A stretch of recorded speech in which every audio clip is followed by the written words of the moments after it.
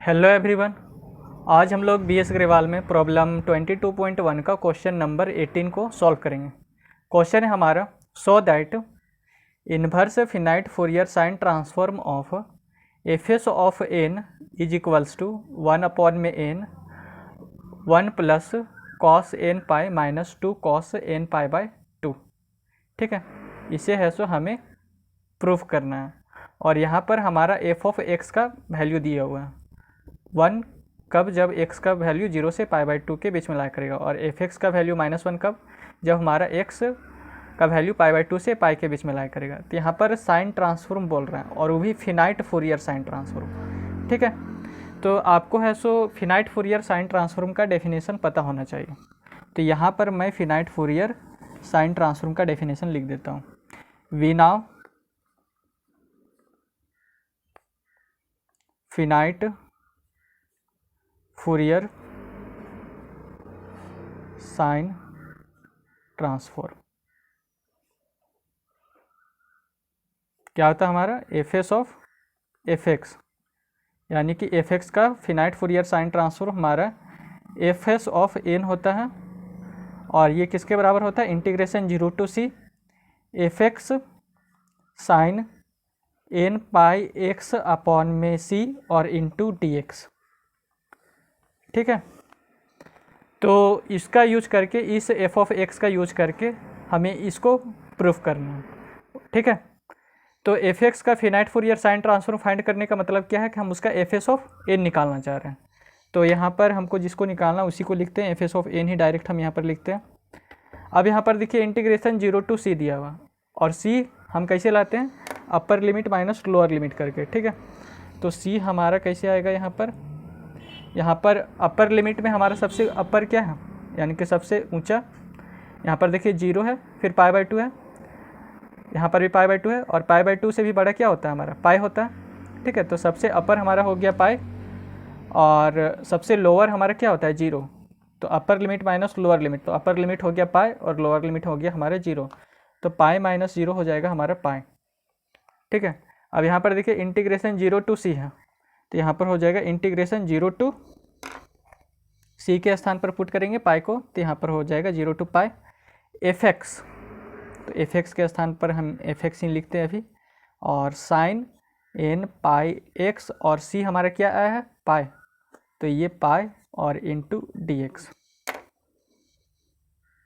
ठीक है, अब इसी को सॉल्व करेंगे और हमारा ये रिजल्ट निकल के आ जाएगा। ओके, तो यहाँ पर देखिए F S of N that is equals to, अब यहाँ पर है सो एक हमारा जो इसका जो इंटीग्रेशन होगा वो होगा 0 से पाई बाई 2, और दूसरा होगा पाई बाई 2 से पाई तक। तो पहला इंटीग्रेशन हमारा होगा 0 से पाई बाई 2, तो यहाँ पर लिखते हैं, यानी कि ये हमारा दो भाग में स्प्लिट होगा, एक 0 से पाई बाई 2 और एक पाई बाई 2 से पाई तक। तो यहाँ पर 0 से पाई बाई 2 एफ एक्स क्या है,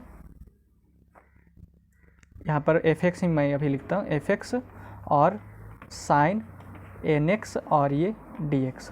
ठीक है, फिर दूसरा हमारा स्प्लिट होगा पाई बाई 2 से पाई तक, तो पाई बाई 2 और pi F X sine N X और इंटू डी एक्स। ठीक है, अब यहाँ पर देखिए 0 से पाई बाई 2 के बीच में एक्स अगर हमारे 0 से पाई बाई 2 के बीच में लाया करेगा तो एफ एक्स क्या होता है, 1 होता है, तो यहाँ पर भी एफ एक्स बराबर हो जाएगा 1। अब पाई बाई 2 से पाई के बीच में अगर हमारा x पाई बाई 2 से पाई के बीच में लाया करेगा तो एफ एक्स हमारा क्या हो जाएगा, -1, तो ये जो एफ एक्स है वो हमारा हो जाएगा -1। ओके, तो यहाँ पर हो जाएगा F S of N that is equals to 0 से पाई बाई 2 एफ एक्स हमारा 1, तो यहाँ पर केवल साइन एन एक्स और इंटू डी एक्स हो जाएगा। अब ये माइनस का साइन यहाँ पर जाके मल्टीप्लाई होगा प्लस से, तो प्लस इंटू माइनस हमारा माइनस होगा, और लिमिट पाई बाई 2 से पाई, और यहाँ क्या बचेगा, साइन एन एक्स और इंटू डी एक्स। ठीक है, अब आपको इंटीग्रेशन ऑफ साइन एक्स आपको आना चाहिए। Integration of sine x into D x हमारा क्या होता है, माइनस कॉस एक्स होता है। ठीक है, तो इसका इंटीग्रेशन हम करते हैं, तो यहाँ हो जाएगा F S of N is equals to sine N X है, तो साइन एन एक्स का हमारा क्या हो जाएगा, cos minus cos N X minus cos N X, और एक्स के साथ जो एन है वो हमारा डिवाइड में चला जाएगा, और लिमिट क्या है 0 से π/2, तो यहाँ पर लिमिट पुट हो जाएगा 0 से π/2। फिर बीच में माइनस का साइन, यहाँ साइन एन एक्स, तो साइन एन एक्स यानी कि साइन एक्स का इंटीग्रेशन होता है कॉस एक्स, तो यहाँ पर है साइन एन एक्स, तो यहाँ पर हो जाएगा माइनस कॉस एन एक्स, और एक्स के साथ जो एन लगा हुआ है वो हमारा एन डिवाइड में चला जाएगा, और लिमिट क्या है π/2 से पाई तक। ठीक है, अब इसमें है सो लिमिट को मैं पुट करता हूँ, तो एफ एस ऑफ एन हो जाएगा हमारा ये माइनस कॉस π/2, अपर लिमिट को पुट किया, upper limit minus lower limit होता है इसलिए बीच में माइनस का साइन आएगा, तो माइनस और ये माइनस तो प्लस हो जाएगा यहाँ पर, और x के स्थान पर 0 तो कॉस 0 अपॉन में n हो जाएगा। ठीक है, अब यहाँ पर देखिए ये माइनस और ये माइनस, तो यहाँ पर प्लस का साइन बन जाएगा। अब upper limit minus lower limit को हम पुट करते हैं, ये माइनस पहले ही यहाँ पर हमारा प्लस बना चुका है। ओके, अब अपर लिमिट में हमारा पाई है, यहाँ पर n मैंने छोड़ दिया, ये कॉस n पाई। अब अपर लिमिट में हमारा पाई है, तो x के स्थान पर पाई पुट होगा, तो यहाँ पर हो जाएगा कॉस n पाई, यहाँ पर 2 नहीं, यहाँ पर n है। ठीक है, गलती से लिख दिया मैंने, कॉस n पाई अपॉन में n। उसके बाद x के स्थान पर हम क्या पुट करेंगे, यहाँ पर अपर लिमिट में हमारा π/2 है यहाँ पर। ठीक है, कॉस n और ये π/2 है।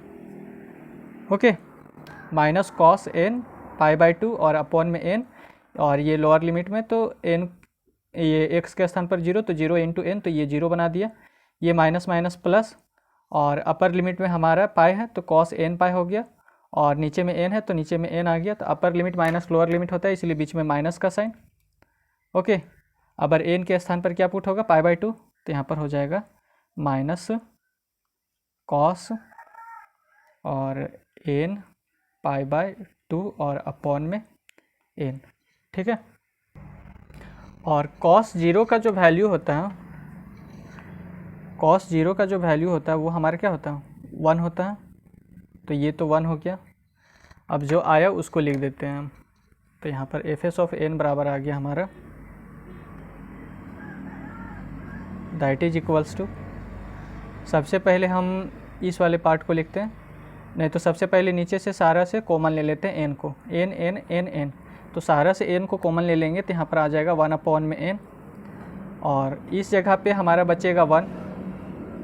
ठीक है, यहाँ पर बचेगा प्लस कॉस n पाई, और ये माइनस कॉस n π/2 और माइनस कॉस n π/2, तो ये 1 है और ये 1, तो 1 1 2 हो जाता है हमारा, तो माइनस 2 कॉस n π/2।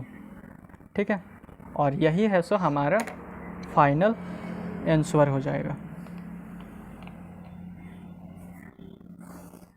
ओके, तो अगर आपको यह वीडियो अच्छा लगा तो चैनल को सब्सक्राइब, वीडियो को लाइक और अपने दोस्तों के साथ शेयर ज़रूर करें। धन्यवाद।